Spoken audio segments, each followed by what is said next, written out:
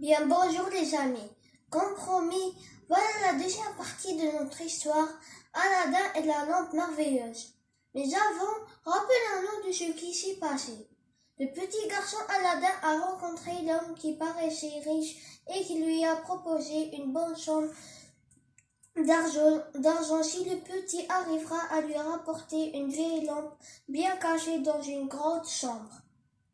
Au bas des marches, Aladdin découvrit une grande caverne. Elle était remplie de coffres, de jarres en or qui débordaient de bijoux, des arbres roulant sur le poids de fruits en pierres précieuses, de grandes coupes pleines de diamants et de perles de nacre. Un trésor immense. Aladdin fut soudain tiré de sa stupeur par une voix qui criait « La lampe, Aladdin, apporte-moi la lampe !» Le garçon regarda tout autour de lui et finit par apercevoir une vieille lampe à huile posée sur un coffre. Elle semblait bien terne au milieu de toutes ces richesses.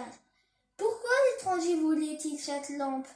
S'en va alors que la caverne renfermait un immense trésor. C'était sans doute un magicien.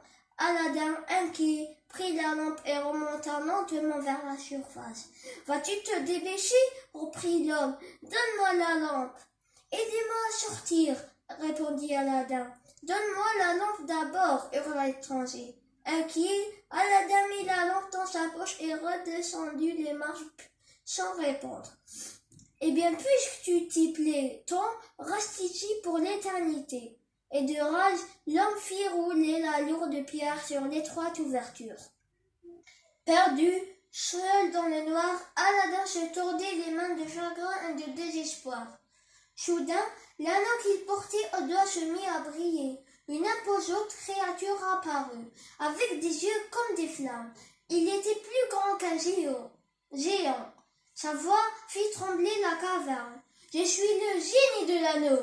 Parle et j'obéirai. »« Je veux rentrer chez moi, » murmura Aladdin. Aussitôt, Aladdin se retrouva auprès de sa mère, à qui il raconta son étrange aventure. Comme elle refusait de le croire, le garçon lui donna la vieille lampe.